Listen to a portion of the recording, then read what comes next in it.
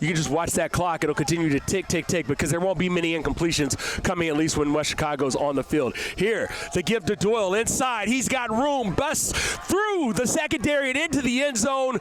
It's a touchdown, and the scoring has started here. A 33-yard touchdown run for Tommy Doyle, and he had another gaping hole to run through, and he makes the Tigers pay. Yeah, nice run over to Doyle. It was a misdirection play. Slow developing play, Marshall, but the good news is they're getting a lot of push from their offensive linemen. We talked about the right guard in Ali Nassib. A quick 6-0 lead pending the extra point. It could be 7-0 here as on for the kick.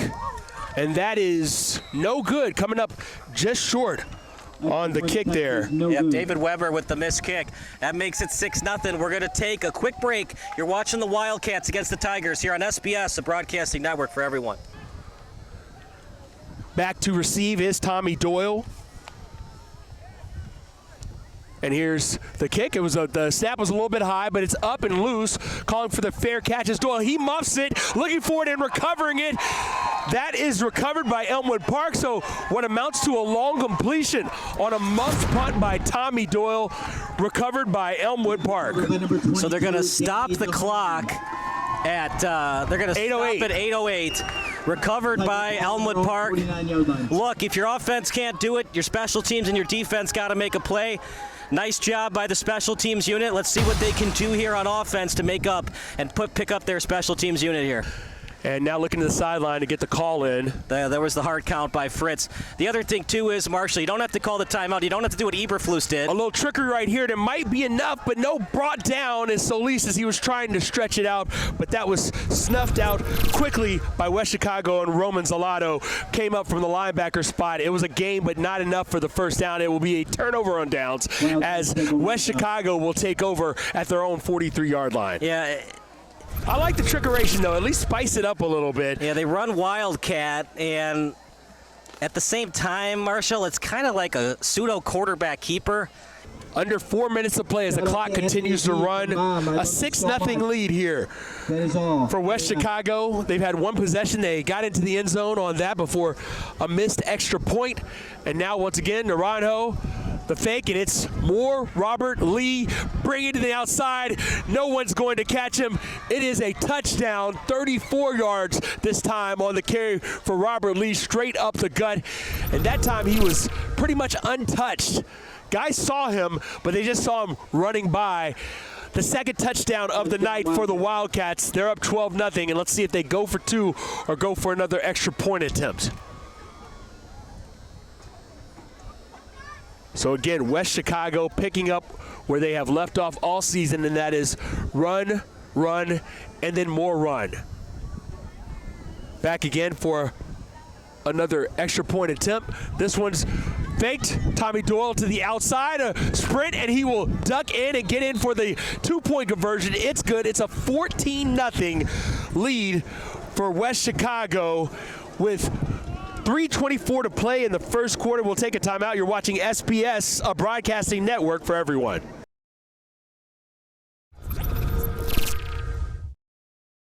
A good example of just how much this team has struggled with keeping guys on the field. Their left tackle, this is his first start. He's been brought up as a freshman, Angel Maldonado. So he's part of what they're hoping can be a solution up front. Now back in an obvious passing situation on second down, going up with it. That ball is tipped and caught. What a play!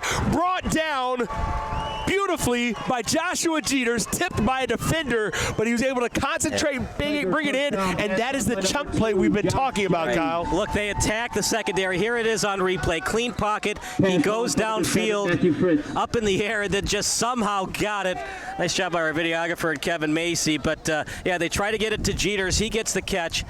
And 1st and 10, but as Hal Carrollson would say, don't stop now, boys. Get the ball in the end zone, make it 14-7. A lot of the guys you see on the field right now for Elmwood Park will still be on the field when they go back out there for defense. Now back to throw. Has a man wide open. Can he get to the first down marker? It's going to be close, trying to carry it ahead, and it is a first down for the Tigers. A gutsy call by Terrence Terry and company, delivered on time. Right. That's why they're paid the big bucks, right? And I'm just the broadcaster. I would have done the pooch punt. You converted. It was a good play call. Jairus Ponce hauls in a big first down, and now they've got 1st and goal from what looks like the 6-yard line. Busted coverage there. I'm not sure what West Chicago is trying to do on defense. You would think you put your feet right at the first down marker, but look. That's going to come back. It'll be a 2nd and goal now from the 8-yard line. Absolutely. Let's see if they run it again or Fritz takes to the air. Back in that shotgun. Looking for a receiver. The old fade route in the back of the end zone. Picking it up, and Jairus Ponce. Look, when you're in Friday Night Drive in that newspaper, there's a reason. Jairus Ponce with a beautiful route. Touchdown, Tigers. Don't go anywhere, Marshall. We got ourselves a football game now. So a beautiful catch in stride, and that was a dime to the back of the end zone. And let's see what West Chicago can do on offense here. Another touchdown. It wouldn't be a backbreaker per se, but it would hurt for the confidence level of this Elmwood Park defense going into halftime. Here, man in motion, looking for misdirection. It's there. It's Doyle to the left side, bounces to the outside. He's in a foot race to the pylon, and he'll get there. Touchdown, West Chicago. Wildcats have stretched the lead back up to 2 scores. Touchdown, Wildcats. Look, I've been wondering why they've been going to Doyle, but he's been a very good running back tonight. It is a change of pace, and you saw the misdirection there on the 41-yard touchdown. And, you know, you're getting beat so hard inside by Naranjo, and then, of course, Lee, to have Doyle come with a misdirection to the outside. Nothing to feel bad about if you're Elmwood Park. This is the same West Chicago team that had 622 rushing yards against Joliet Central. But if you want to pick up that first win of the season, got to find a way to get rid of those chunk plays. Here on the 2-point conversion is the toss this time to Thomas Murphy. He'll get into the end zone as he gets to the edge and just makes it to the pylon. So a 2-point conversion is good. Now 22-7, West Chicago with the lead with 3:32 to play here at Elmwood Park. You're watching SBS, a broadcasting network for everyone. A little less Mayo, a little less turnovers. Right, for him. Now we've got Robert Lee in the backfield, in motion, misdirection. It's Doyle again, this time inside the right side, all the way into the red zone, down at the 12-yard line, 25 seconds, and the second timeout being called here by Adam Chavez and West Chicago. Marshall, sometimes football can be a simplified game, right? Slow developing plays for both teams, but when West Chicago runs them, they're able to get chunk yards like they did there. I thought that was going to be a timeout, but instead they say play on. Now off the play action, it's Naranjo rolling to his left, looking to make something happen, trying to shake a defender, but brought down at the 6-yard line with 5 seconds to play in the first half, and now a timeout will be taken by the Wildcats. I'm interested to see if this is misdirection or if they're just going to go and try to power forward with one Robert Lee. You could also do a pitch play if you want. Naranjo, Doyle in motion. Looks like the fake. Naranjo looking to scamper inside and does.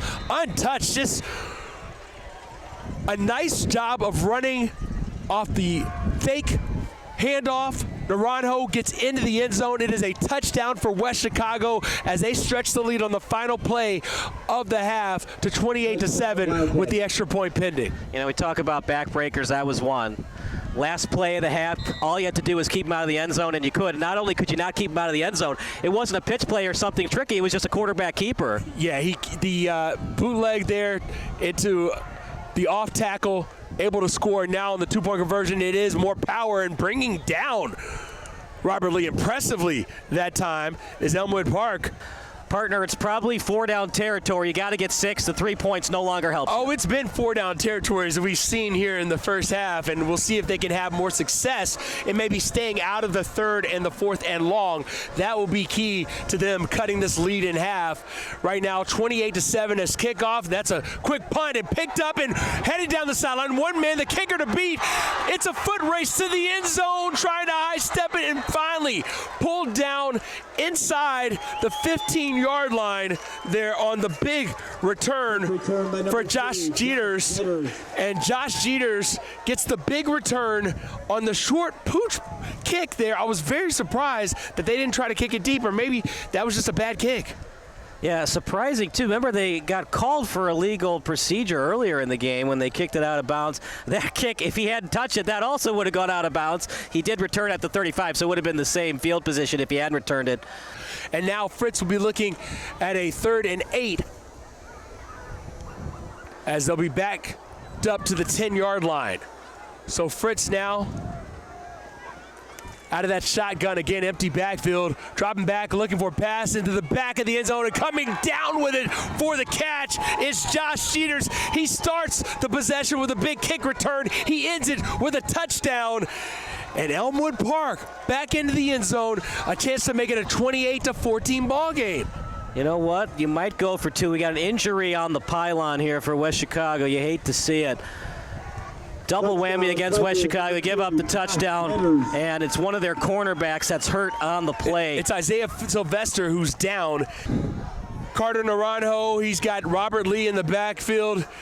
Fakes to him, he'll keep it himself. Now it's the pitch to Tommy Doyle. That's a first down before he's carried out of bounds. Looks like it was Dahoney on the tackle out of bounds, but it's another first down. They'll continue to move the chains with the Wildcats. You know, I used to play rugby, and that's kind of a play in rugby where you can fake the pass and continue to run. That's something that Naranjo needs to think about when it's 2-on-2 on the outside like that. Try to fake the pitch, maybe get the linebacker to bite on it and keep running for the touchdown.